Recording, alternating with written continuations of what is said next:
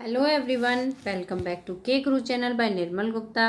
प्यारे बच्चों, आज हम क्लास 7th की वर्कशीट नंबर 5 सॉल्व करेंगे। हमारा विषय है सामाजिक विज्ञान और सामाजिक विज्ञान में हम भूगोल का टॉपिक पढ़ेंगे मानव पर्यावरण। तो सबसे पहले मैं आपको एंट्रीज बता देती हूँ। आपको अपना नाम लिखना है, अपने कक्षाध्यापक का नाम लिखना है, आपको डेट लिखनी है 9 अक्टूबर 2020। तो स्टार्ट करते हैं बच्चों आज की वर्कशीट। और वर्कशीट में हम पढ़ेंगे मानव पर्यावरण के बारे में। मनुष्य पर्यावरण के साथ पारस्परिक क्रिया करता है और अपनी आवश्यकताओं के अनुसार इसे बदलता रहता है। प्रारंभिक मानव ने स्वयं को प्रकृति के अनुरूप बना लिया था। उसका जीवन सरल था एवं आसपास की प्रकृति से उसकी आवश्यकताएं पूरी हो जाती थीं। समय के साथ कई प्रकार की आवश्यकताएं बढ़ी और मानव ने पर्यावरण के उपयोग और उसमें परिवर्तन करने के नए तरीके सीख लिए। तो बच्चों, ये जो अभी हमने लाइन्स पढ़ी हैं, इन लाइनों में क्या बताया है कि जो मनुष्य है वो पर्यावरण के साथ पारस्परिक क्रिया करता है ना। और जो उसकी क्रियाएं होती हैं वो उसकी अपनी आवश्यकता के अनुसार बदलती रहती हैं। जैसे पहले मनुष्य कैसे रहता था, प्रकृति के अनुरूप उसने अपने आप को ढाल रखा था। जैसे प्रकृति थी उसी के अनुसार रहता था।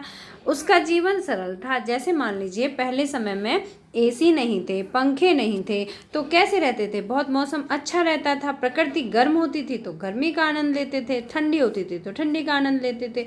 तो क्या था, मनुष्य ने स्वयं को प्रकृति के अनुरूप ढाल रखा था, है ना। लेकिन आज के समय में क्या है, मनुष्य की आवश्यकताएं जो हैं बढ़ गई हैं। मनुष्य ने अपनी आवश्यकताएं बहुत अधिक बढ़ा ली हैं और पर्यावरण के उपयोग और उसमें परिवर्तन के कई नए तरीके भी सीख लिए हैं।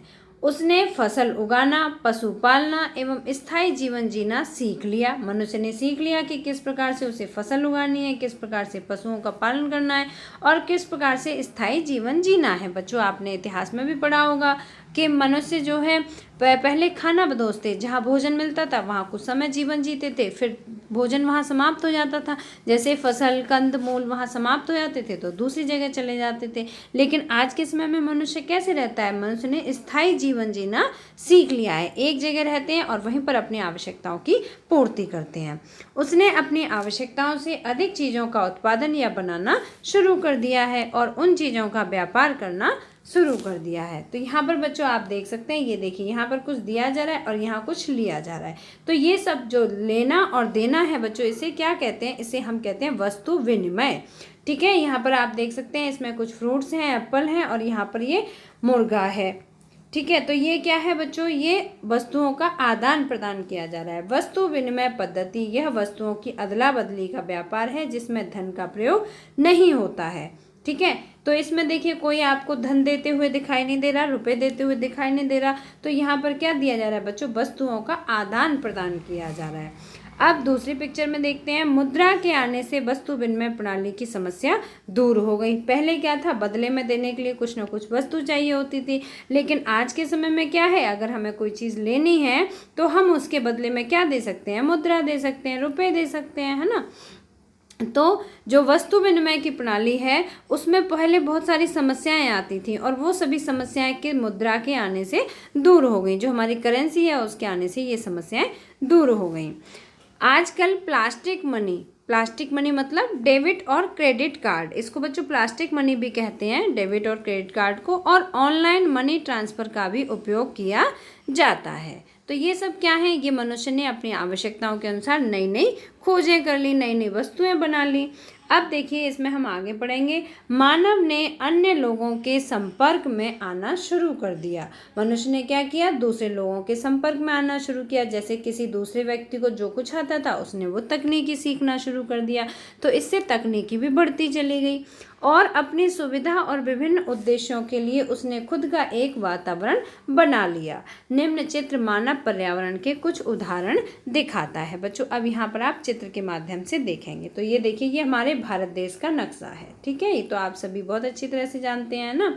और यहाँ आप देख सकते हैं ये जो व्यक्ति बैठे हुए हैं ये सभी जाति धर्मों के लोग हैं। यहाँ ऐसा नहीं है कि किसी एक जाति धर्म के लोग हैं, ये सभी जाति धर्मों के लोग यहाँ पर हैं।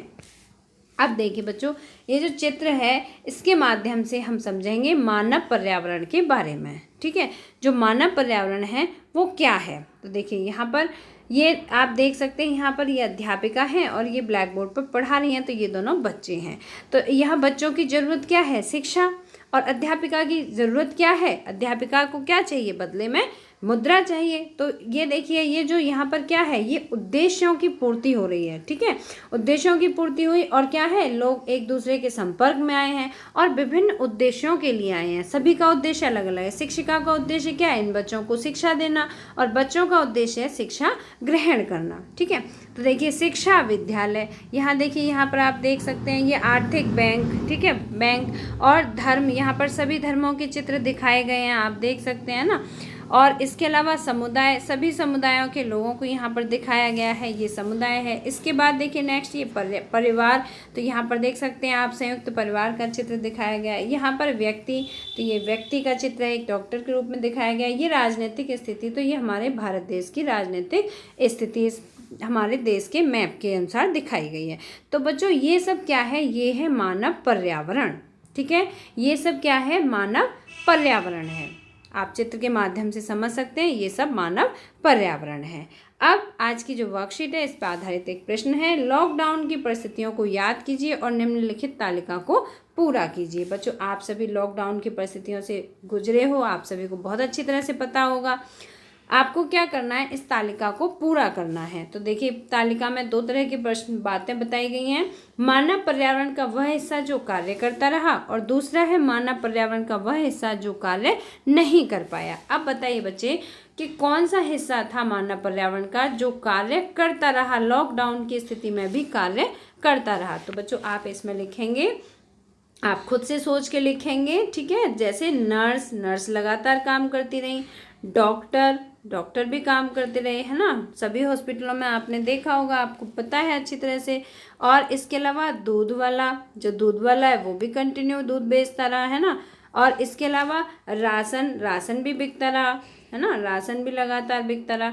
और बच्चों इसके अलावा देखो दवाई की दुकान ये भी लगातार, जो भी मेडिकल स्टोर थे वो सभी खुलते रहे, दवाई की दुकान। ठीक है, तो ये सभी मानव पर्यावरण का वो हिस्सा था जो लगातार कार्यरत रहा। ठीक है बच्चों, अब इसके बाद यहाँ लिखना है मानव पर्यावरण का वह हिस्सा जो कार्य नहीं कर पाया। अब ऐसे कौन से लोग थे जो कार्य नहीं कर पाए? तो देखिए उनमें सबसे ज़्यादा मजदूर वर्ग। ठीक है, मजदूर वर्ग, उन्हें कहीं भी मजदूरी नहीं मिली, है ना। जिम बंद हो गए थे, आप सभी को पता है, जिम बंद हो गए थे, होटल बंद हो गए थे, है ना। तो ये वाला जो हिस्सा था ये बच्चों ये कार्यरत नहीं हो पाया था। इसके अलावा आप और भी सोच के बहुत सारे पॉइंट्स लिख सकते हैं इसमें कि मानव पर्यावरण का कौन सा हिस्सा था जो लगातार कार्य करता रहा और कौन सा हिस्सा था जो कार्यरत नहीं हो पाया। आप यहाँ से ये जो आपने चित्र देखे इनके माध्यम से आप बहुत अच्छी तरह से समझ जाएंगे, तो आप यहाँ पर इस प्रश्न का उत्तर अपने अकॉर्डिंग और भी अच्छी तरह से दे पाएंगे। तो मुझे उम्मीद है बच्चों कि आपको आज की वर्कशीट समझ आ गई होगी। अगर आपको आज का वीडियो पसंद आया है तो लाइक करना, अपने फ्रेंड्स के साथ शेयर करना, और आपने अगर अभी तक हमारे चैनल को सब्सक्राइब नहीं किया तो सब्सक्राइब जरूर करना। बच्चों आपको हमारे चैनल पर सभी जनरल वर्कशीट और सभी सब्जेक्ट की वर्कशीट मिल जाएंगी। तो मिलते हैं फिर इसी तरह की नेक्स्ट एजुकेशनल वीडियो में। Till then bye bye, good luck to all of you.